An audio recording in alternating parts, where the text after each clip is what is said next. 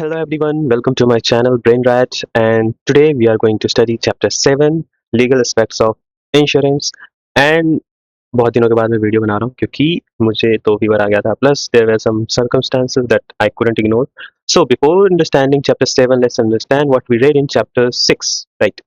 So in chapter 6 we studied the last of the three principles of insurance, that were subrogation, contribution and proximate cost. ये हमने पढ़ लिया, समझ लिया. And कैसे प्रॉक्सिमेट कॉस्ट समझ था, उसमें चेंज होते थे इवेंट्स के, अगर वो ब्रेक हो जाता है वो सब चीज़ें, तो ये हमने पढ़ा. नहीं पढ़ा तो आप मेरी लास्ट वीडियो देखना एंड आपको अच्छे से समझ में आ जाएगा. आपको कुछ कहीं भी जाने की जरूरत नहीं पड़ेगी. Okay, so in chapter 7 what we will study is okay what we will study is legal aspects of insurance. And ये वीडियो काफ़ी लंबी होने वाली है क्योंकि मे भी लंबी ना हो, मैं उसको शॉर्ट कर दूँ, बट इस चैप्टर में बहुत ज़्यादा इंपॉर्टेंट चीज़ें होंगी, समझने में थोड़ी प्रॉब्लम आ सकती है, बट मैं कोशिश करूँगा कि बहुत ईज़िली समझ जाओ, क्योंकि अभी तक जो था बहुत ज़्यादा सिंपल बेसिक चीज़ें सीख रहे थे. यहाँ पे हम लोग को लॉज़ याद करने पड़ेंगे और उसको समझना ही पड़ेगा, क्योंकि समझोगे नहीं तो याद नहीं होगा, है ना? सबसे पहले आएगा कॉन्ट्रैक्ट बेसिस, लाइक बेसिक होगा, इसमें कोई दिक्कत नहीं है. फिर एलिमेंट्स होंगे, ये 7 एलिमेंट्स हैं, इनको हमको समझना है. फिर लीगल फ्रेमवर्क, मतलब इसमें कुछ लॉज़ होंगे, लिमिटेशंस होंगे, वो देखना है. फिर बर्डन ऑफ प्रूफ, है ना? यहाँ पे लिखा who must prove the loss, right? Insurance में लॉस होता है तो वो प्रूव करना है. फिर इंटरप्रिटेशन, हम लोग कैसे इंटरप्रेट करेंगे किसी इंश्योरेंस में लिखे हुए चीज़ों को. तो ये सब चीज़ें आज समझेंगे, है ना? ये बहुत ही ज़्यादा कोर बेसिक्स है.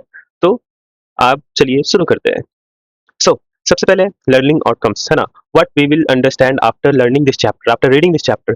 The first is we will understand that what constitutes a contract, right? And what are the elements of a contract. ये सारी चीजें, ठीक है? And then we will learn the legal framework within which the insurance industry operates.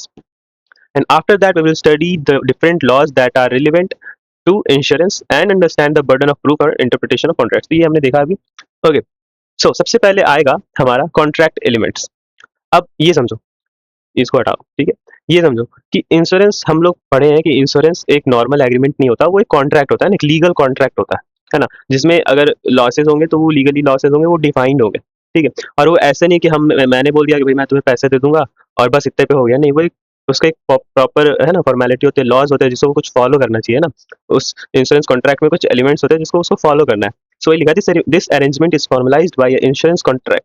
But what is a contract? A contract is an agreement enforceable at law.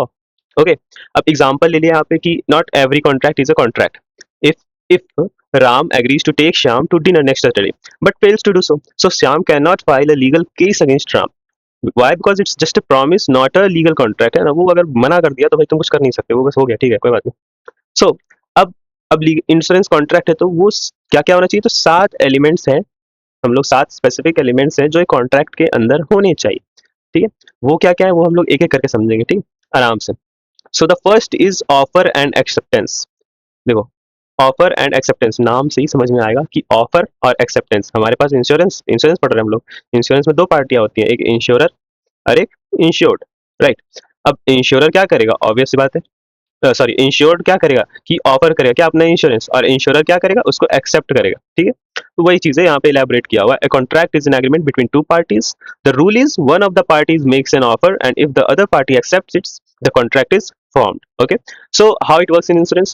In insurance, it is usually the customer, or you can say the insured, who makes the offer for insuring his property or his interest. For interest means whatever property or anything he wants to be insured, right?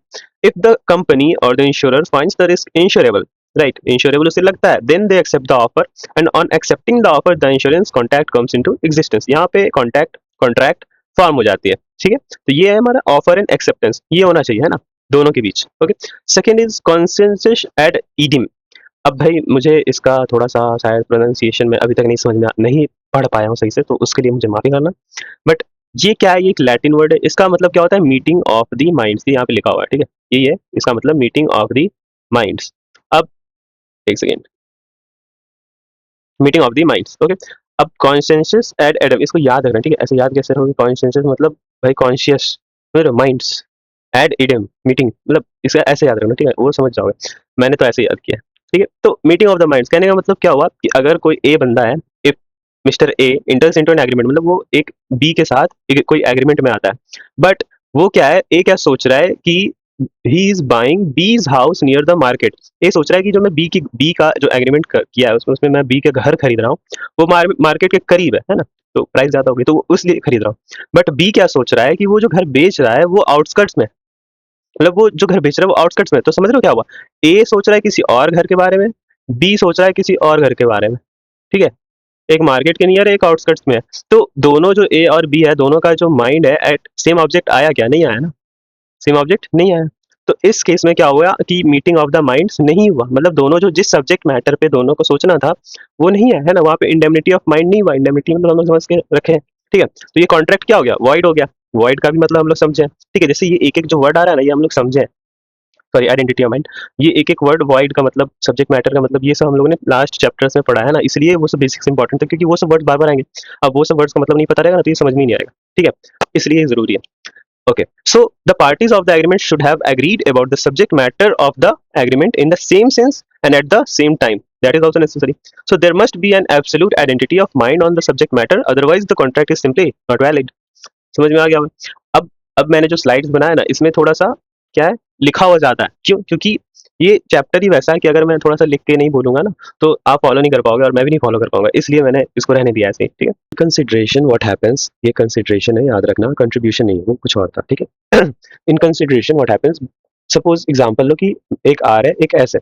ठीक है, are cell कर रहा है S को अपना घर, तो obvious सी बात है एस क्या देगा, पैसे देगा, है कि नहीं? तो आर सेल किया एस को, एस ने पैसे दिए आर को, तो एस के पास प्रॉपर्टी आ गई और आर के पास पैसे आ गए। ठीक है, तो जो पैसे हैं, like the money is the consideration for R and property is the consideration for S. ठीक है, मतलब कि अगर कोई भी एग्रीमेंट है तो वहां पे कॉन्ट्रैक्ट है तो वहां पे एक दूसरे का कुछ बेनिफिट होना चाहिए, तभी वो कहलाएगा एक कॉन्ट्रैक्ट, है ना, इंश्योरेंस कॉन्ट्रैक्ट में ऐसे ही होगा। तो this benefit is called consideration. अब the promise to compensate a loss, अब ये इंश्योरेंस में कैसे काम करता है कि जैसे आप इंश्योरेंस खरीद रहे हो तो आपका जब लॉस होगा तो वो आपको मनी देंगे, फाइनेंशियल हेल्प करेंगे, तो आप जो प्रीमियम पे कर रहे हो ना वो इंश्योरेंस कंपनी के लिए क्या हुआ, कंसिडरेशन हुआ। ठीक है, the premium is the consideration for the insurer. तो ये एक एलिमेंट है जो होना चाहिए इंश्योरेंस के कॉन्ट्रैक्ट में। पहला था ऑफर एक्सेप्टेंस, दूसरा था consensus ad idem, meeting of the mind जिसको हम लोग समझे थे, एंड तीसरा है कंसिडरेशन। नेक्स्ट विल बी हमारा कैपेसिटी, एंड कैपेसिटी और फ्री कंसेंट। कैपेसिटी का मतलब भी समझो, तुमको समझ में आ रहा है, कैपेसिटी है ना, the parties of the contract should have the legal capacity to contract, like तुम तुम्हारे पास कैपेसिटी होनी चाहिए उस एग्रीमेंट को पूरा करने के लिए। सपोज कोई बच्चा है तो वो बच्चा किसी बड़े के साथ बोलेगा कि मैं प्रॉपर्टी बेच दूंगा, तो वो पॉसिबल है क्या, नहीं है ना, वो नहीं कर सकता, उसके पास अथॉरिटी नहीं है ना, उसके मम्मी पापा करेंगे वो सब चीज। मैं थोड़ी अपना घर बेचूंगा, मेरे मम्मी पापा बेचेंगे, समझ रहे हो? So person of unsound mind है ना, जिस जो अनसाउंड माइंड है वो भी एक कॉन्ट्रैक्ट में इंटर नहीं कर सकता, क्योंकि उसकी वो कैपेसिटी नहीं है ना, वो अथॉरिटी कह सकते हो उसके पास, वो है ना, वो नहीं है। Second is, next is free consent. Free consent का मतलब भी समझ में आ रहा होगा तुम लोग को। देखो मैं इसीलिए बोलता हूँ वर्ड से ही मतलब समझने का कोशिश करो, क्योंकि भाई ये बहुत ज्यादा इजी होगा ऐसे, है ना, ऐसे तुमको समझ में रहेगा, याद रहेगा कि फ्री कंसेंट, कंसेंट क्या है, फ्री है कि agreement in which one party is forced to enter by threat और coercion is not a free consent. Free consent मतलब कि हम खुद से जा रहे हैं ना, मेरा ऑन विल है, मेरा मन है कि भाई इस एग्रीमेंट में हमें जाना है, मेरा मन नहीं रहेगा तो हम नहीं जाएंगे। अगर कोई जबरदस्ती कर रहा है कि भाई तुम इस एग्रीमेंट को करो करो, तो वो वैलिड नहीं होगा, है ना, वो वैलिड नहीं होगा, वो मेरा मतलब वो क्यों वैलिड होगा, ऑब्वियस सी बात है। तो फ्री कंसेंट का रहना बहुत ज्यादा इंपॉर्टेंट है किसी भी कॉन्ट्रैक्ट में। और कैपेसिटी का भी, कैपेसिटी मतलब एक लीगल कैपेसिटी होनी चाहिए, है क्या? ठीक है, next is lawful object and last is possibility. अब देखो लॉफुल ऑब्जेक्ट क्या है, अगर समझो अगर पी बोलता है क्यू को कि मैं क्यू को मार दूंगा, सॉरी जे को मार दूंगा, if P agrees with Q to kill J, तो ये क्या हो गया, एक इलीगल काम हो गया ना, मर्डर हो गया, एक इलीगल चीज है, तो इस ये कोई कॉन्ट्रैक्ट नहीं कहलाएगा। तो मतलब लॉफुल ऑब्जेक्ट मतलब वो एक लीगल चीज होना चाहिए, है ना, इलीगल एक्टिविटीज पे हम के बेसिस पे हम कोई कॉन्ट्रैक्ट अगर करते हैं तो वो कॉन्ट्रैक्ट एक्चुअल में नहीं कहलाएगा। ठीक है, वही बात हो गई ना कि भाई तुम वहाँ छुपो मैं ये सामान ले आऊंगा, तो वो तो चोरी हो गई। ठीक है, तो ये चोरी और कोई भी इलीगल एक्टिविटी जो हो रही है तो वो कॉन्ट्रैक्ट के अंदर नहीं आएगी। ठीक है, last is possibility of performance. ठीक है, पॉसिबिलिटी ऑफ परफॉर्मेंस मतलब समझिंग एग्जांपल से, अगर एक्स प्रॉमिस करता है बाई को कि आयरन को मैं सोना बना दूंगा, तो क्या हो गया, ये पॉसिबल है, ये पॉसिबल है ही नहीं। तो ये जो इम्पॉसिबल चीजें हैं इसको अगर हम लोग एग्रीमेंट में डालेंगे तो वो क्या होगा, वॉइड हो जाएगा, वो भी एग्रीमेंट कॉन्ट्रैक्ट क्या होगा, इनवैलिड हो जाएगा। So that is what is written, a promise to do something which is not possible would render the agreement invalid, right. Possibility of performance का मतलब ये हुआ। तो अभी हम लोगों ने 7 एलिमेंट्स ऑफ कॉन्ट्रैक्ट पढ़े, and I will say again that आप लोग कोशिश करना एग्जाम्पल्स को देखने का फिर से, एंड जो नाम है ना, offer and acceptance, consensus ad idem, consideration, capacity, free consent, lawful object and possibility of performance, इन सब नामों से ही आप लोग इसका मीनिंग निकालने की कोशिश करना, क्योंकि अगर ये नाम नहीं याद रहेंगे तो मीनिंग नहीं याद रहेगा, बस मीनिंग याद रहेगा तो फिर लिखोगे क्या एग्जाम में, ठीक है। So that is why it is important to remember the names and the meaning of the names, वहां से बेसिक्स आएगा, ओके। सो अब देखो टेशंस एक्ट 1963, तो इसको समझने से पहले ये समझो कि हमने जो कॉन्ट्रैक्ट बनाया उसमें जो एलिमेंट्स डाले सात, ठीक है, वो सात एलिमेंट्स एक इंश्योरेंस कॉन्ट्रैक्ट में ही नहीं बल्कि सारे कॉन्ट्रैक्ट्स में आएंगे, ठीक है, सारे कॉन्ट्रैक्ट्स में आएंगे। तो अब वो कॉन्ट्रैक्ट्स क्या देते हैं हमें, वो जो एलिमेंट्स उसमें हमें जो पार्टीज होते हैं उस कॉन्ट्रैक्ट में, उनको राइट्स देते हैं, कुछ राइट्स एक्सरसाइज करने के लिए देते हैं। अब वो राइट्स ऑब्वियस सी बात है कुछ स्पेसिफिक टाइम के लिए ही रहेंगे, हमेशा के लिए नहीं रहेंगे। अब वो स्पेसिफिक टाइम जो डिफाइन होगा वो कहाँ होगा, तो लिमिटेशंस एक्ट में, जो कि 1963 में बना था। So the both parties have rights under the contract, but these rights must be exercised within a specific time limit, and these time limits are stipulated in limitations act। वही मैंने बोला। अब एग्जांपल समझो कि हमने ये चीज पहले भी पढ़ा है ना, ये टाइम लिमिट वाला चीज हमने हेल्थ इंश्योरेंस और लाइफ इंश्योरेंस में पहले पढ़ा है। प्रीवियस वीडियोस में मैंने बताया था, क्या बताया था कि अगर किसी का डेथ हो जाता है, किसी पर्सन का डेथ हो जाता है, ठीक है, तो time limit for filing A claim under life insurance contract is 3 years, ठीक है। कितने दिन है, 3 इयर्स के अंडर में अगर मतलब कोई मर जाता है तो हम लोग के पास 3 साल के टाइम होता है, उसी के अंडर हम लोग क्लेम फाइल कर सकते हैं from the date of the death, और 3 years from the date of denial of the claim, ठीक है। ऐसा नहीं कि भाई कोई इंसान 10 साल पहले मर गया, हम लोग उसके 10 साल बाद अच्छा याद है, अच्छा वो तो मर गया तो उनका इंश्योरेंस था, चलो करवाते हैं क्लेम, ऐसा नहीं होगा। कोई डेथ हुआ तो 3 साल आपके पास टाइम है, प्रॉपर सारे पेपर जो भी आपका है सब कुछ इकट्ठा करके जाओ, क्लेम लो, पैसे लो, खत्म करो, ठीक है, 3 साल लेंगे। तो वही चीज लिखा हुआ है लिमिटेशन एक्ट में कि कोई भी चीज जो राइट्स जो भी आप इंश्योरेंस लेते हो आपके पास 3 साल होते हैं, ठीक है, अपने राइट्स को एक्सरसाइज करने के लिए, है ना, usually within 3 years from the date of the cause of action arises, rights must be exercise, ठीक है। तो ये हमारा कहता है कौन, लिमिटेशंस एक्ट, याद रखना लिमिटेशंस एक्ट 1963, नाम याद रखो, मीनिंग याद हो जाएगा, ठीक है। अब इसका काम क्या है वो याद रखो, तुमको डेट याद हो जाएगा 1963, ये तो रट्टे वाली चीज है, इसमें कोई कुछ नहीं कर सकता, ठीक है। सेकंड इज, अब देखो हमें ये चीज हमने पढ़ चुका है, अटमोस्ट गुड फेथ याद आ रहा होगा, हमने बहुत पढ़ा, ये तो हमारा पहला प्रिंसिपल था, है ना। अब अटमोस्ट गुड फेथ यहाँ पे क्यों आया, क्योंकि हम लोग अभी कॉन्ट्रैक्ट्स पढ़े, हमने इंश्योरेंस कॉन्ट्रैक्ट्स पढ़ा, तो हमने ये देखा कि उसमें 7 एलिमेंट्स होने चाहिए। अब एक ड्यूटी होती है नॉर्मल कॉन्ट्रैक्ट में कि गुड फेथ होना चाहिए ना, कि भाई मैं तुम्हें पैसे देता हूँ तो मुझे सामान दे देना, तो भाई ये हो गया गुड फेथ हो गया कि हाँ भाई वो सामान दे देगा। लेकिन इंश्योरेंस कॉन्ट्रैक्ट में क्या होना चाहिए, अटमोस्ट गुड फेथ होना चाहिए, स्ट्रिक्टली रिक्वायर्ड है। क्यों, क्योंकि हमारे पास, क्योंकि जो हमें ऑनेस्टी है, जो इंश्योर्ड है, जो कस्टमर है, उसको ऑनेस्टी के साथ इंश्योर के पास जाना पड़ेगा और एक एक चीज बतानी पड़ती है ना, कि क्या उसे प्रॉब्लम है, क्या लॉस हुआ, कैसे लॉस हुआ, उस लॉस से रिलेटेड सारी बातें उसको बतानी पड़ती है। इसीलिए utmost good faith is necessary in insurance contract, और ये प्रिंसिपल यूनिक है इंश्योरेंस के लिए, हम लोगों ने इसको पढ़ा है, ठीक है, इस पे ज्यादा टाइम खपाना नहीं, ठीक है, ये चीज है।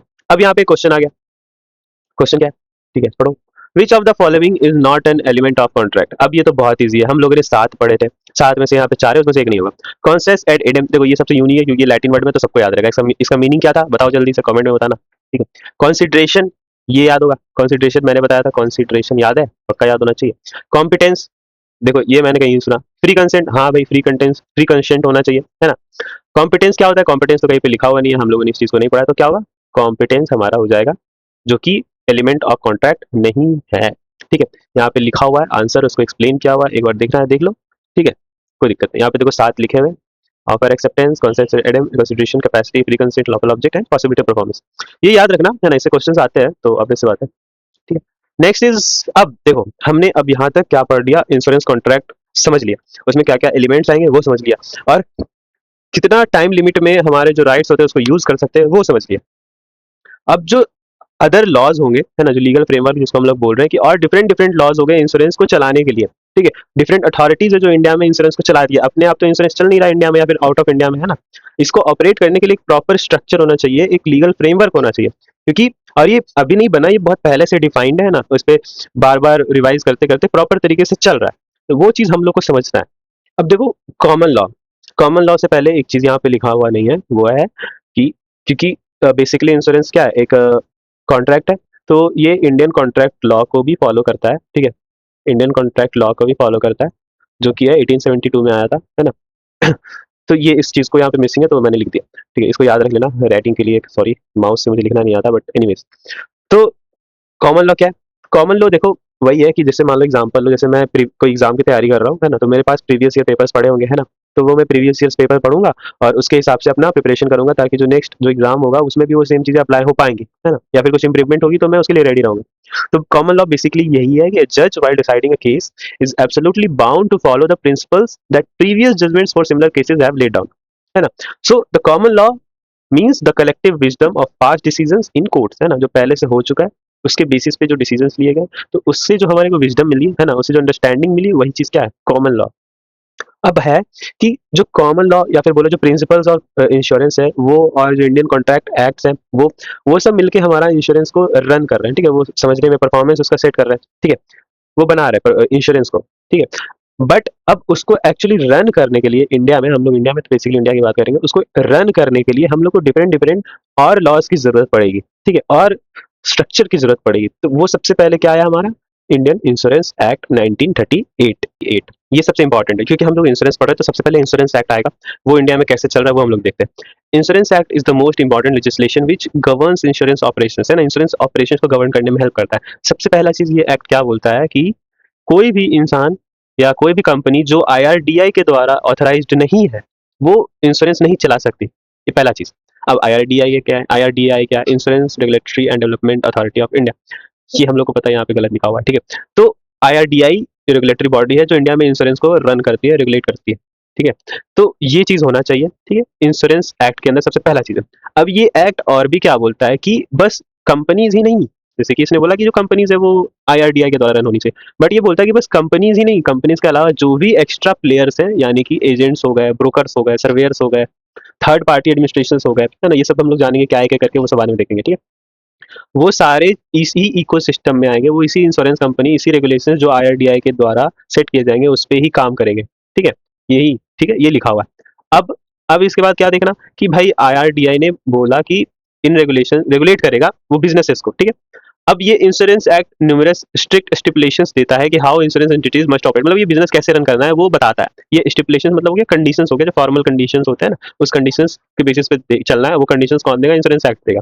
वो सब क्या है, तो उसमें ये सब आ जाता है, registration, capital, foreign investment, classification of insurance business and licensing of entities, ठीक है, अकाउंट्स आएगा, ऑडिट आएगा, इन्वेस्टमेंट्स आएंगे, control of insurance companies management, control on expenses of management, ये सब क्या है कंडीशन है। ये सब एक बेसिकली समझो एक बिजनेस को चलाने का एक कंडीशन है, तरीका है जो ये इंश्योरेंस एक्ट प्रोवाइड करता है। अब आईआरडीआई के पास जो है सारा कंट्रोल नहीं रहता। आईआरडीआई क्या बोलता है, ये इंश्योरेंस एक्ट क्या बोलती है कि जो कुछ कंट्रोल से वो गवर्नमेंट के पास होगी, उसके अलावा जितने भी चीजें हैं वो आईआरडीआई करवाएगी। तो वो क्या चीजें हैं जो गवर्नमेंट के पास रहेगी, तो ownership of Indian companies, like ownership, जो जैसे कोई एलआईसी है या फिर कोई भी कंपनी है तो उसका ऑनरशिप किसके पास रहना चाहिए, वो कौन डिसाइड करेगा, गवर्नमेंट डिसाइड करेगा। वो कंट्रोल कौन करेगा, गवर्नमेंट करेगा। या फिर क्वालिफिकेशन फॉर एक्चुअरीज, एक्चुअरीज हम लोग जानते हैं वो क्या करते हैं, कैलकुलेट करते हैं किसी भी प्राइस प्रीमियम को, है ना, ठीक है, वो पूरा एनालिटिकल रहता है, मैथमेटिकल हैवी रहता है, तो उसके लिए एक स्पेसिफिक क्वालिफिकेशन चाहिए ना, नॉलेज चाहिए, तो वो भी सेट कौन करेगा, गवर्नमेंट सेट करेगी। इसके अलावा जो भी कंट्रोल्स होंगे, जो फंक्शंस किए जाएंगे, इन्वेस्टमेंट, जो भी एक्स्ट्रा फंक्शंस होंगे ना, जो काम कैसे करेगा इंश्योरेंस, जो कंपनी कैसे करेगी, वो कौन बताएगा, आईआरडीएआई बताएगा। बहुत इजी वे में समझ रहे हैं हम लोग एक एक करके, हाँ, तो इसको ध्यान से समझना है। समझ में आया होगा आई होप कि गवर्नमेंट का क्या रोल है, आईआरडीएआई का क्या रोल है, क्या क्या कंडीशंस को फॉलो करना पड़ता है ना, इस इंश्योरेंस एक्ट के तहत कंपनीज को।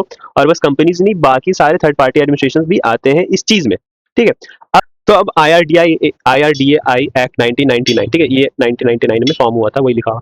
अब इसके अंदर क्या हुआ कि 1999 में इंश्योरेंस आईआरडीएआई स्टेबलाइज हो गया ना, ऑफिशियली फॉर्म्ड हो गया, insurance regulatory and development authority of India. हम लोगों ने देखा कि गवर्नमेंट के पास कुछ कंट्रोल्स रहते हैं, है ना, कि ऑनरशिप ऑफ कंपनी कंट्रोल और क्वालिफिकेशन ऑफ एक्चुअरीज वो गवर्नमेंट के पास रहता है, बाकी सारे आईआरडीए के पास रहता है। यानी कि ये जो पूरा लेजिस्लेशन है इंश्योरेंस का, वो कंपनी कैसे चलना है, लाइक चेयरमैन कौन बनेगा, है ना, किसके पास अथॉरिटीज रहेगी, मेंबर्स कौन कौन से रहेंगे, उनका अपॉइंटमेंट्स कितना होगा, टेन्योर कितना होगा, ये सब कौन सेट करेगा, ये सब आईआरडीएआई सेट करेगा, ठीक है। It also specifies the duties and strict powers of the authority in perfect harmony with the insurance act. ये इंश्योरेंस एक्ट के साथ काम करना चाहिए ना, ठीक है। ये इस तरीके से ये दोनों चलते हैं, और यही दोनों इंश्योरेंस एक्ट और आईआरडीए एक्ट बहुत ही ज्यादा इंपॉर्टेंट है इंडिया में इंश्योरेंस बिजनेस को रन करने के लिए। आई होप ये दोनों एक्ट समझ में आया हुआ। अब एक यहाँ पे एक क्वेश्चन आ गया, ठीक है, फिर देखते हैं, which of the following is not true for common law.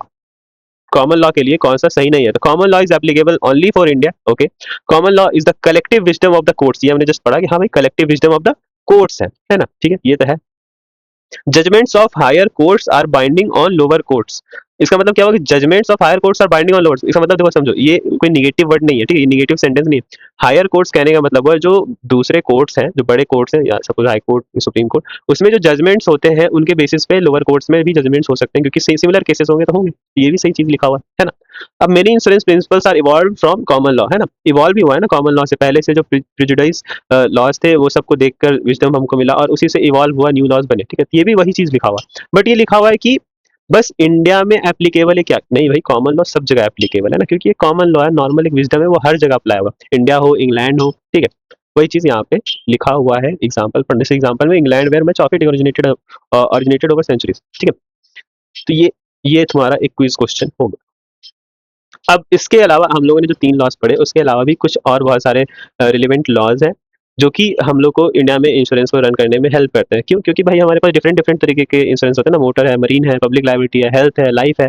तो सबको एक ही लॉ से हम लोग नहीं रन कर सकते, क्योंकि सबकी अलग अलग कुछ डिमांड्स होंगे, है ना, अलग अलग कुछ रूल्स होने चाहिए, तभी तो हम लोग अलग अलग different different properties of insurance को रन कर पाएंगे, ठीक है। तो अब यहाँ पे जो बाकी कोर इंश्योरेंस लॉज है, उसमें सबसे पहला है इंडियन कॉन्ट्रैक्ट एक्ट। ये हम लोगों ने देखा 1872 क्या था कि भाई बेसिकली यही है कि कोई भी कॉन्ट्रैक्ट हो इंडिया का, वो इस लॉ को फॉलो करना चाहिए, है ना। वो बस इंश्योरेंस एक्ट ही ना हो, बाकी सारे कॉन्ट्रैक्ट्स भी इंडियन कॉन्ट्रैक्ट एक्ट के अंदर आएंगे। फिर उसके बाद है मरीन इंश्योरेंस एक्ट 1963, ठीक है। ये सब डेट्स याद रखना, नाम याद रखना बहुत इंपॉर्टेंट है।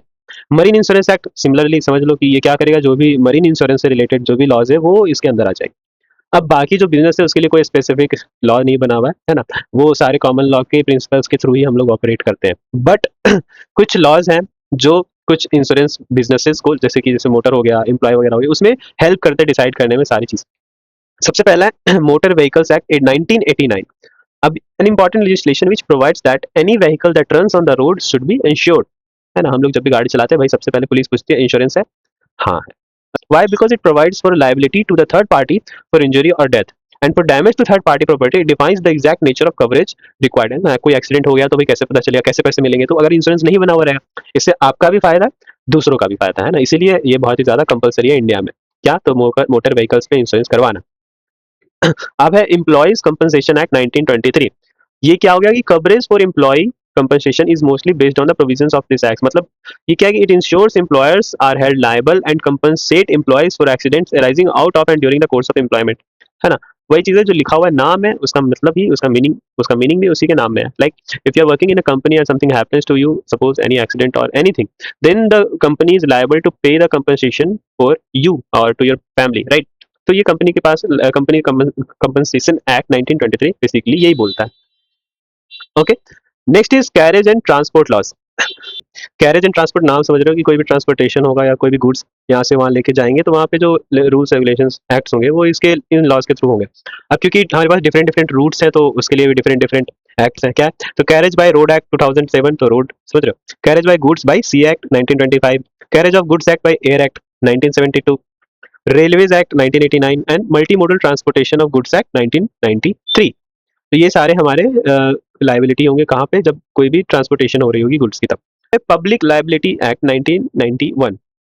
So basically generally public liability और product liability arises from the common law of torts। अब torts के बारे में हम लोग पढ़े थे, बट इसको हम लोग और इन डेप्थ पढ़ेंगे आगे। एक्सेप्शन यहाँ पे क्या होता है कि public liability for handling hazardous goods is specifically covered under the Public Liability Insurance Act 1991। This act ensures that businesses dealing with dangerous chemicals have mandatory insurance to protect the public in case of a disaster। हम लोग देखते हैं कि भाई कोई भी factory होता है वहाँ पे डेंजरस गैसेस लीक हो जाती है, तो वहाँ पे जो भी आसपास के जो एरिया में लोग हो रहे हैं उनको काफी ज्यादा प्रॉब्लम्स होती है। तो उन सब के लिए जो कंपनीज के पास इंश्योरेंस रहना चाहिए, ताकि वो सब क्या है एक फाइनेंशियल सेफ्टी बना सके, क्योंकि वो लोग क्या है हजार्डस केमिकल्स और डेंजरस चीजों के साथ खेल रहे हैं ना। वो फैक्ट्री है, फैक्ट्री में डेंजरस केमिकल्स होंगे ही, तो इसके लिए हमारे पास पब्लिक लायबिलिटी एक्ट स्पेशली बनाया हुआ है, ठीक है। अब कंज्यूमर प्रोटेक्शन एक्ट, ये तो आप लोग को पता होगा, समझ में आता होगा। Consumer protection act 2019 is an incredible important legislation। Why? Because it provides a mechanism for customers to approach relevant forums to have their disputes resolved, है ना। कंज्यूमर प्रोटेक्शन एक्ट का मतलब ये क्या है? कंज्यूमर यानी कि आप लोग, प्रोटेक्शन एक्ट, अगर आप लोग कोई चीज को यूज किया या फिर आप लोग चीज को कोई चीज से परेशानी है तो उसके अगेंस्ट में आप उससे आवाज उठा सकते हो। Under this act insurance is officially defined as a service. Insurance क्या एक सर्विस है इस एक्ट के through। If an insurance company provides a deficient service, the customer can take them to the consumer commissions। समझ रहे हो? जैसे कि आप पे एक एग्जांपल लो, जैसे कि आप बैंक जाते हो तो बैंक अगर आप मतलब लोन लेना या फिर बैंक की कोई सर्विस लेनी है, इंश्योरेंस की कोई सर्विस लेनी है, अगर बैंक डिनाई करती है विदाउट एनी रीजन, तो आप उसके अगेंस्ट कंप्लेन कर सकते हो ना, आपके राइट्स है कि आप उसके अगेंस्ट कंप्लेन करो ombudsman के पास या किसी भी तरीके से। तो वो आपको आपके पास राइट्स दिया हुआ है ना, तो वही चीज़ ये है कंज्यूमर प्रोटेक्शन एक्ट, ठीक है। अब जो हमारा कंज्यूमर प्रोटेक्शन एक्ट है उसके उसके अंदर ही क्या है, district commission, state commission, national commission. Actually क्या है कि हम लोग हर डिस्ट्रिक्ट के अंदर एक डिस्ट्रिक्ट कमीशन बनाया हुआ है जो कि सारे कंप्लेंट्स को एड्रेस करेगी। वो स्टेट के अंदर भी है, नेशनल कमीशन में, नेशनल एक इंडिया में टोटली भी है। तो बेसिकली काम क्या है, जो 1 करोड़ से नीचे का कंसिडरेशन रहेगा वो सारे हम लोग डिस्ट्रिक्ट कमीशन में जाके हम लोग उससे हेल्प ले सकते हैं। 1 करोड़ से ऊपर तक का होगा, कब तक, 10 करोड़ तक, तो वो हम लोग स्टेट कमीशन में जाएंगे। अब डिस्ट्रिक्ट कमीशन हर डिस्ट्रिक्ट में एक होगा, हर स्टेट में एक होगा। और नेशनल कमीशन जहाँ पे 10 करोड़ से ज़्यादा का कोई भी कंसिडरेशन होगा तो वो सारा कंप्लेंट्स हम लोग वहाँ लेके जाएंगे। तो ये तुम्हारा कंज्यूमर प्रोटेक्शन एक्ट में आता है। अब इसके अलावा भी कुछ और एक्ट्स हैं, ठीक है। एक है रेरा एक्ट, एक है companies act and one is mental health act. So basically, RERA is Real Estate Regulations and Development Act 2015, which mandates that promoter of real estate project must obtain all insurance as is notified by the government. Right, जैसे motor vehicles में होते हैं कि सारे documents रहने चाहिए, insurance रहना चाहिए, जैसे रियल एस्टेट ऑनर्स को भी होना, उनके पास सारा इंश्योरेंस पेपर्स होना चाहिए। Similarly, Companies Act also gives provisions on the liability of directors. As it's extremely important for coverage under directors and officers liability insurance, right? And also Mental Health Care Act 2017 that requires every insurer to make provisions for medical insurance for treatment of mental illness on the exact same basis as is available for physical illness. जैसा physical illness के लिए जो insurance पे है, उसी तरीके से mental illness पे भी सेम बेसिस पे तुम्हारा सारे प्रोविजनल्स होने चाहिए मेडिकल इंश्योरेंस के। Mental health act, okay. तो ये सारे एक्ट्स हैं। उसके बाद common law of torts. So basically the common law of tort is important for determining liability under tort. So tort क्या होता है, मैंने बताया था कि हर एक सिटीजन का ड्यूटी ऑफ केयर होता है कि वो एक किसी भी अच्छे जगह पर जहाँ भी रहता है वो अच्छे से रहेगा, है ना। किसी भी थर्ड पार्टी को, किसी भी दूसरे को कोई नुकसान नहीं पहुंचाएगा, केयरफुली रहेगा, है ना। उसके नेग्लिजेंस के कारण कोई नुकसान होती है तो फिर लायबल होना पड़ेगा, उसको पे करना पड़ेगा, है ना। उसको कंपनसेट करना पड़ेगा जिसको भी उसने नुकसान किया है। तो सच लायबिलिटी टू पे for accident arise under the common law of torts. ये कॉमन लॉ ऑफ टॉर्ट्स है। फिर arbitration act 1996, that is arbitration constellation act 1996। तो ये देखो, ये बहुत इंपॉर्टेंट है। इसको समझो ऐसे कि जैसे मान लो कोई कोर्ट केस या फिर समझ लो कुछ डिस्प्यूट होता है, तो उसमें क्या होता है कि लोग कोर्ट में जाते हैं, फिर वो केस लड़ते हैं, वो डेट मिलती रहती है, केस होते रहता है, तो उसमें काफी टाइम लगता है, टाइम कंज्यूमिंग होता है। और अगर इंश्योरेंस में ऐसा हुआ तो काफी ज्यादा टाइम हो जाएगा और हमारे जो लॉसेज है उसकी भरपाई हम कैसे करेंगे, ठीक है। तो इसमें क्या होता है कि जैसे जो इंश्योर्ड है और जो इंश्योरर कंपनी है वो क्या करती है कि ये अपना एक आर्बिट्रेटर भेजता है। आर्बिट्रेटर हो गया एक थर्ड पार्टी एज ए जज, है ना। ये भी अपना एक आर्बिट्रेटर भेजेगा, ठीक है। अब ये पार्टी का आर्बिट्रेटर और ये पार्टी का आर्बिट्रेटर, ये दोनों मिलकर एक और आर्बिट्रेटर ढूंढेंगे, ठीक है। तो टोटल कितने हो गए, 3 आर्बिट्रेटर हो गए। अब ये तीनों मिलकर डिसाइड करेंगे कि जो इनका केस है, जो भी डिस्प्यूट है, वो कैसे रिजॉल्व होगा, और अगर रिजॉल्व होगा तो फिर किसको कितना अवार्ड मिलेगा, मतलब किसको कितना क्लेम क्या होगा, समझ रहे हो। वो होता है ये आर्बिट्रेशन एक्ट में, है ना। इस तरीके से ये आर्बिट्रेशन काम करता है। But a dispute can be referred to arbitration only when liability for the claim is admitted by the insurer, है ना। इंश्योरर के द्वारा ही होना चाहिए ये, ठीक है, तब हो जाएगा। यहाँ पे समझ में आया। तो ये तुम्हारा आर्बिट्रेशन, कुछ हार्ड नहीं, ज्यादा कॉम्प्लिकेट नहीं करना है इसको, बस यही आर्बिट्रेशन एक्ट, है ना। चीजों को बेसिकली चीजों को सिंपल करने के लिए हम लोग आर्बिट्रेशन करते हैं, प्राइवेट जज की तरह कह सकते हो, ठीक है। यही लिखा हुआ है कि सबसे पहले इन्वोक किया जाता है, one of the parties will is the insured, customer invokes the clause, they appoint one arbitrator, and जो इंश्योरर होते हैं वो एक आर्बिट्रेटर अपॉइंट करते हैं, ठीक है। अगर वो डिसएग्री करते हैं तो वो अपना आर्बिट्रेटर अपॉइंट करते हैं, एंड दोनों मिलकर एक तीसरा आर्बिट्रेटर अपॉइंट करते हैं जिसको हम लोग आर्बिट्रल ट्रिब्यूनल बोल देते हैं, and they pass an award that is binding for both parties, है ना। फिर उन दोनों पार्टीज को फॉलो करना पड़ता है, ठीक है। यहाँ पर एक क्वेश्चन है हमारा, विच of the following acts does not deal with liability. Liability से नहीं डील करता। लायबिलिटी मतलब समझ में आता होगा, लायबिलिटी मतलब जो भी चीजें जो हमारे लिए प्रॉब्लमेटिक हो सकती है, ठीक है, जो हमारे लिए नुकसान के लिए हो सकती है, जैसे carriage by road act, companies act, mental health care act, employees compensation act. तो इसमें से कौन सा हमारा लायबल नहीं है, मेंटल हेल्थ केयर एक्ट, ठीक है। जैसे कैरेज बाय रोड्स में हमारा नुकसान हो सकता है ना, सामान का नुकसान हो सकता है। कंपनीज एक्ट में जो हमारे पास है जो लाइक डायरेक्टर्स और ऑफिसर्स के उनके इंश्योरेंस होता है वो वहाँ पे। एम्प्लॉय कंपनसेशन एक्ट में भी एम्प्लॉयज का losses. Mental health care act में समझ लो हेल्थ केयर है ना, मेडिकल फैसिलिटीज है, यहाँ पे तुम्हारा लॉस तो होगा लेकिन वो फिजिकल लॉस होगा और तुमको पैसे मिल जाएंगे इंश्योरर के द्वारा, ठीक। तो ये है तुम्हारा लायबिलिटी, ठीक है, ओके, समझ में आ गया, ठीक है। Next is burden of proof. अब देखो ये हम लोग का लास्ट पार्ट है, आई थिंक लास्ट पार्ट होगा, इसके बाद होगा एक पॉसिबिलिटीज। तो बर्डन ऑफ प्रूफ है, if loss happens whose legal duty is to prove that exactly occurred, ठीक है। अगर लॉस होता है तो किसकी ड्यूटी बनती है कि भाई प्रूफ देना है कि भाई इतना इतना लॉस हुआ है, बताओ किसकी। ये तुम लोग बता सकते हो, है ना, कमेंट में बताना किसकी है, बिना इससे आगे पढ़े हुए, ये तुम लोग सोच के बता सकते हो, ठीक है, यहाँ तक पे।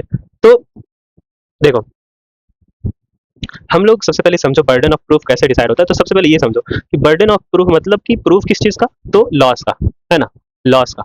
तो लॉस किसका होगा, जो इंश्योर्ड होगा, जो कस्टमर होगा, है ना, जो नॉर्मल पीपल होंगे। कंपनी का तो लॉस यहाँ पे नहीं हो रहा है अभी। तो ऑब्वियस सी बात है, जब कस्टमर का लॉस हो रहा है तो रिस्पॉन्सिबिलिटी किसकी बनेगी इसको प्रूव करने की, ऑब्वियस सी बात है, कस्टमर की, है ना। तो इंश्योर्ड की रिस्पॉन्सिबिलिटी जनरली बनती है क्या करने में, ये बर्डन ऑफ प्रूफ किस पे आता है, इंश्योर्ड पे आता है कि the insured customer who has to prove that there is a loss caused to the property or interest, है ना, उसकी रिस्पॉन्सिबिलिटी बनती है कि प्रॉपर्टी और उसके इंटरेस्ट में लॉस हुआ। अब द हाउ एवर ये भी है कि कस्टमर को कॉज ऑफ द लॉस नहीं बता प्रूव करने की जरूरत है, समझ रहे हो। कॉज मतलब जैसे देखो, जैसे तुम गए कंपनी के पास, तुमने बताया कि भाई मेरा गाड़ी चोरी हो गई, ठीक है, तुमने तो एक तरीके से कॉज बता ही देते हो। जैसे तुम्हारा कोई लॉस होगा, प्रॉपर्टी में लॉस होगा, जैसे तुम्हारा घर जल गया, तो कॉज अब जला तो तुमको पता है जल गया, ठीक है, तुमने बता दिया जल गया, तुम्हारा लॉस हो गया, कैसे जला, क्यों जला, ये सारा चीज तुमको भी नहीं पता। तो वो क्या करेंगे, सर्वेयर भेजते हैं, वो पूरा एनालाइज करते हैं, हाँ भाई शॉर्ट सर्किट था, कौन सा पेरिल था, वो सब चीज देखते हैं, फिर वो एनालाइज करते हैं। वो तुम्हारा काम नहीं, वो उनका काम है। तुम बस सारे फैक्ट्स बता दो, सारे मटेरियल फैक्ट्स बता दो, तुम्हारा काम हो गया, ठीक। ये बर्डन ऑफ प्रूफ जनरली किस पे जाता है, इंश्योर्ड पे जाता है, ठीक है। अब लॉस होगा तो दो तरीके से होगा, हमें पता है एक नेम्ड पेरिल पॉलिसी होता है, एक ऑल रिस्क पॉलिसी होता है। दोनों डिफरेंस याद है किसी को, तो नेम्ड पेरिल पॉलिसी में लिखा था कि एक तुम्हारा होगा नेम्ड पॉलिसीज, एक तुम्हारा एक्सक्लूडेड होंगे, और इनके अलावा जो भी तुम्हारे अनइंश्योर्ड होंगे वो होंगे। तो नेम्ड पॉलिसीज में आता है कि जो बस नेम्ड से होगा वो तुम्हारा काउंट होगा। ऑल रिस्क पॉलिसीज में होता था कि जो नेम्ड से हो और एक्सक्लूडेड हो। तो इन एक्सक्लूडेड के अलावा इसको छोड़ के बाकी जितने भी पेरिल्स होंगे वो सारे इंक्लूडेड होते थे ऑल रिस्क पॉलिसीज में।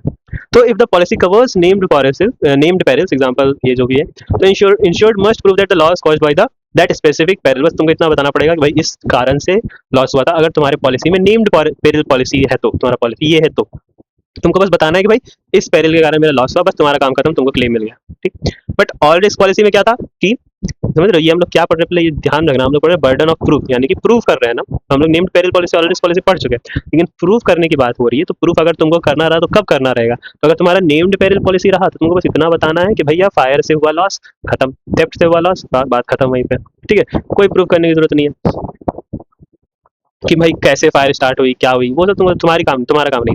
बट अगर तुम्हारा ऑल रिस्क पॉलिसी में आता है ना, तो तुम्हें बस इतना बोलना है कि भाई तुम्हारा जो था वो एक्सीडेंटल था, मतलब समझ रहे हो, मतलब कि एक्सीडेंट हुआ है, अब कैसे हुआ, कौन सा एक्सीडेंट हुआ, वो सब तुमको बताने की जरूरत नहीं है। बट क्या होगा कि अगर इंश्योरर डिसएग्री करता है, ये तब होगा जब तुम्हारा इंश्योरर एग्री करेगा, तो तुमको बस इतना करना है, तुमको कोई प्रूफ करने की जरूरत नहीं है, तुम्हारा बस काम हो गया, क्लेम मिल जाएगा। बट इंश्योरर डिसएग्री करता है तुम्हारे इस बात से, देन तुम्हारा जो बर्डन है इंश्योरर पे चला जाता है। समझ रहे हो क्या बोलना चाह रहा हूँ, ऐसे समझो, सिंपल सी बात है।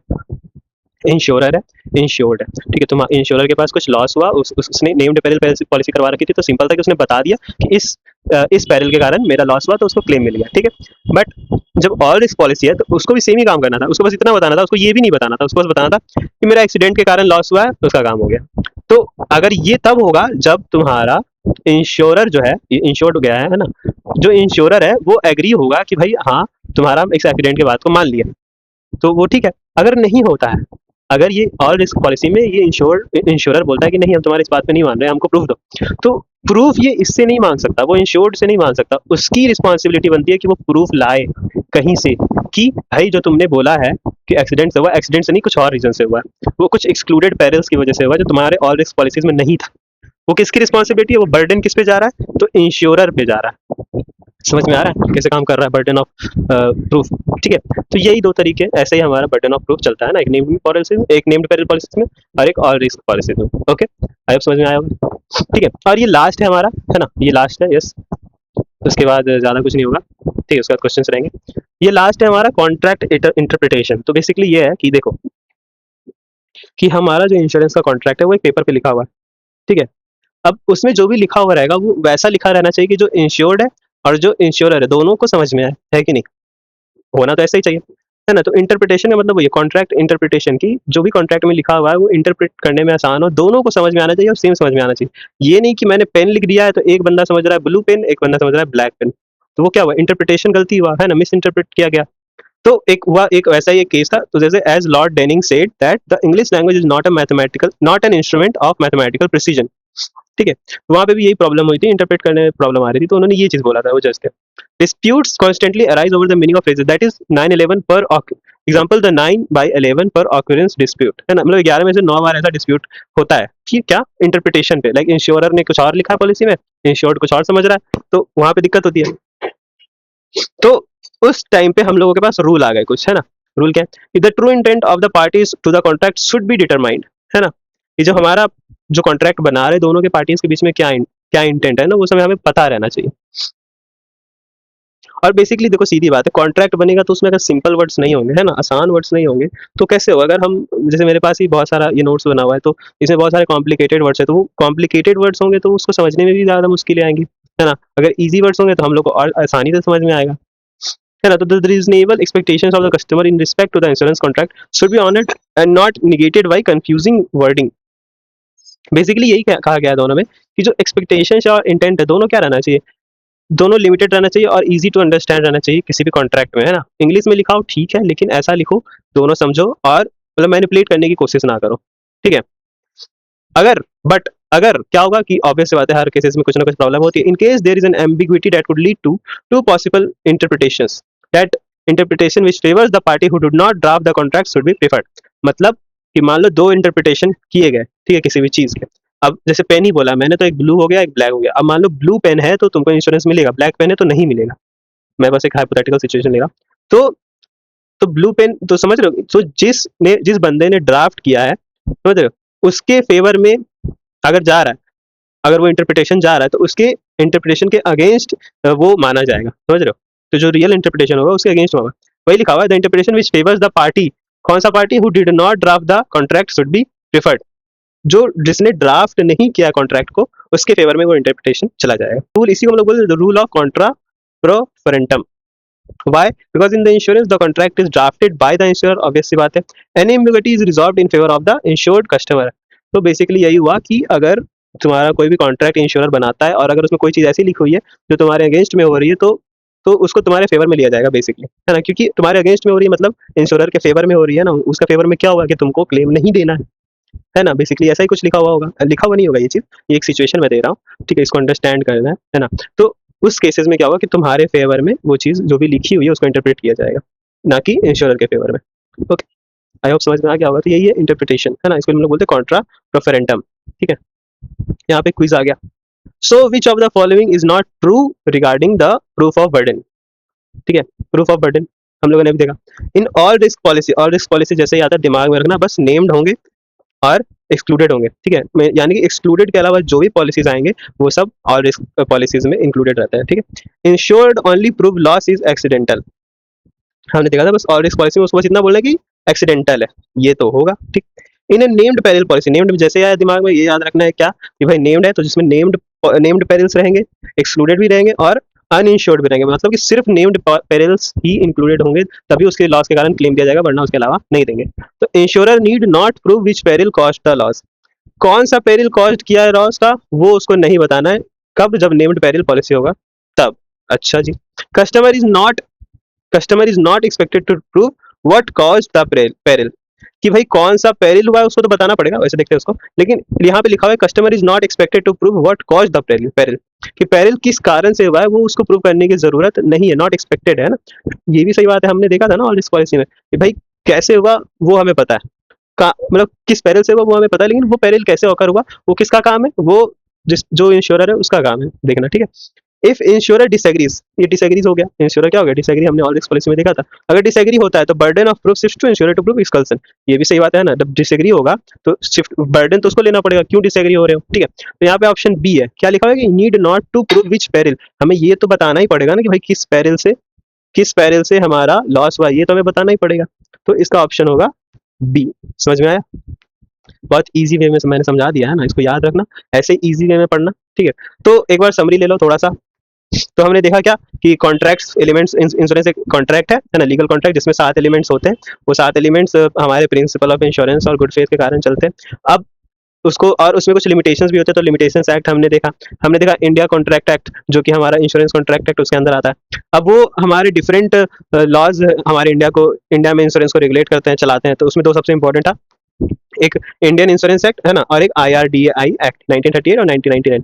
ये दो एक्ट क्यों क्यों क्योंकि इंश्योरेंस एक्ट हमारा सारा रूल सेट करता है इंश्योरेंस बिजनेस के लिए, और IRDAI का क्या करता है कि जो भी कंपनीज हैं, थर्ड पार्टीज है जो इंश्योरेंस चलाते हैं, ब्रोकर जो इंश्योरेंस चला रहे हैं, वो उसको रेगुलेट करता है, सारे कौन सा चेयरमैन होगा, डायरेक्टर होगा, ये सब उसमें सेट करके रखता है, इसकी कितनी टेन्योर होगी, है ना, सारा उसको प्रोसेस को रेगुलेट करता है। उसके अलावा जो इंश्योरेंस हेल्प करते हैं इंश्योरेंस के पॉलिसीज को बनाने में, उसके मतलब प्रोसेस को करने में, चलने में, वो सारे हमारे लायबिलिटी लॉज हैं, जैसे कि motor vehicles act, employ company act, law of torts हो गया, कॉमन लॉ हो गया, ये सारी चीजें क्या है हमारे इंश्योरेंस को चलाने में आते हैं। अब फिर हमने देखा इंटरप्रिटेशन और बर्डन ऑफ प्रूफ, कि भाई अगर मेरा कॉन्ट्रैक्ट बना है तो किसके ऊपर बर्डन जाएगा प्रूफ करने का, है ना, तो जनरली किस पे जाता है, जनरली इंश्योरर पे ही रहता है बर्डन ऑफ प्रूफ। इंश्योर्ड को बस इतना बताना होता है कि पेरिल क्या हुआ, अगर इंश्योरर ने डिसएग्री किया तो उसको बताना पड़ता है ना कि भाई क्यों डिसएग्री कर रहे हैं, तो उसको एक्सक्लूडेड जो भी पेरिल्स होंगे वो उसको शो करने पड़ेंगे, प्रूफ करने पड़ेंगे। और इंटरप्रिटेशन भी इंश्योरर पे ही जाता है एक तरीके से, क्यों, क्योंकि अगर कोई भी इंटरप्रिटेशन जो भी कॉन्ट्रैक्ट में लिखा हुआ है इंग्लिश, अगर वो उसके तरफ जा रहा है, किसकी तरफ, तो इंश्योरर की तरफ जा रहा है, तो फिर अगर उसका दूसरा मीनिंग भी बनता है तो उस दूसरे मीनिंग को लेंगे, है ना, जो कि तुम्हारा फेवर करेगा इंश्योर्ड को,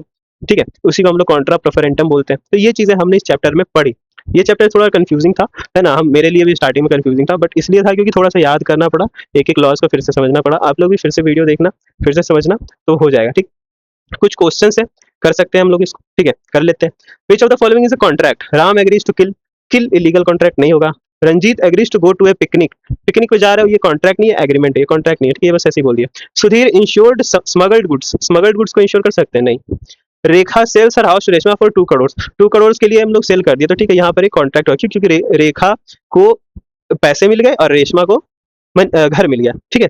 तो यहाँ पे क्या हुआ, लीगल ट्रांजेक्शन हुआ, है ना, तो वहां पे दोनों को फायदा हुआ, तो वो हो गया, ठीक है।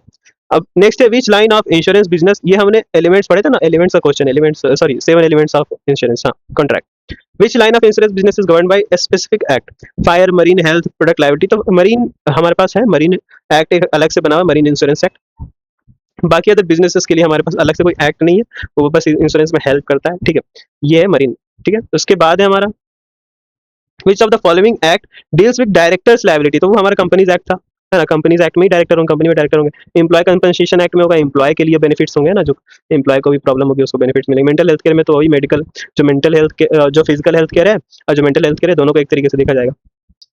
Next question is which statement is incorrect regarding arbitration, arbitration के रिगार्डिंग कौन सा इनकरेक्ट है, तो आर्बिट्रेशन क्या होता है, हमने समझा कि दोनों पार्टीज एक थर्ड पार्टी रखते हैं जो कि बेसिकली एक प्राइवेट जज होता है, वो सारा डिस्कस करता है क्या भी डिस्प्यूट चल रहा है। तो कस्टमर्स यूजुअली इन्वोक्स इट, ठीक है, ठीक है। Sole arbitrator is possible, award, देखो सोल आर्बिट्रेटर इज पॉसिबल, ठीक है, हो सकता है। कस्टमर्स यूजुअली इन्वोक्स इट, ठीक है, कस्टमर ही ज्यादा बेसिकली इंश्योरेंस ही करते हैं, क्योंकि अगर उनको क्लेम रहना है तो, क्लेम लेना है तो।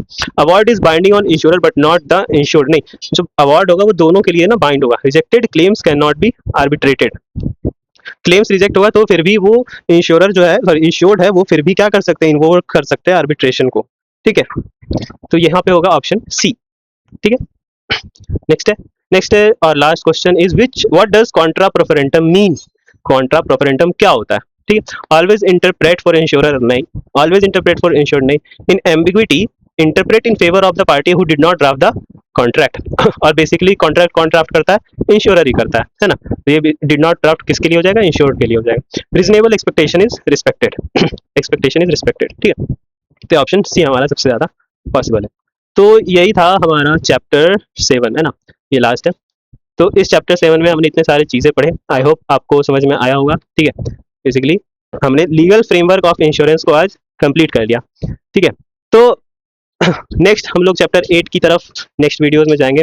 अभी तक के लिए वैसे मैं वीडियोस थोड़ा लेट ला रहा हूँ, क्योंकि मैं भी काफ़ी बिजी हो गया हूँ, मैं कोशिश करूँगा और जल्दी वीडियोस बनाने के लिए। और कोई भी डाउट हो, कोई भी प्रॉब्लम हो, तो आप लोग मुझे कमेंट में पूछना, ठीक है। मैं अभी क्वेश्चंस नहीं डाल रहा हूँ क्योंकि मेरे पास टाइम नहीं है, क्योंकि मेरा कॉलेज भी स्टार्ट होने वाला है, तो इसलिए काफ़ी बिजी हूँ उसके चक्कर में। बट आई थिंक मैं कॉलेज जाने के बाद और वीडियो जल्दी जल्दी लाने की कोशिश करूँगा। मे बी मुझे वहाँ कम टाइम मिले, but I will try to do more than what I am doing right now, right. So basically thank you for watching the video, सच्ची सच्ची बहुत थैंक यू, अगर आप लोग हो तो थैंक यू, एंड अगर नहीं हो तो भी कोई बात नहीं। And if these videos are helping you then please like and subscribe, मैं बोलता ही हूँ, एंड अभी भी बोलूँगा, कोई दिक्कत नहीं, लाइक करना करो, नहीं करना नहीं कर। So basically will see you in the next video, तब तक के लिए bye bye, take care and please keep studying.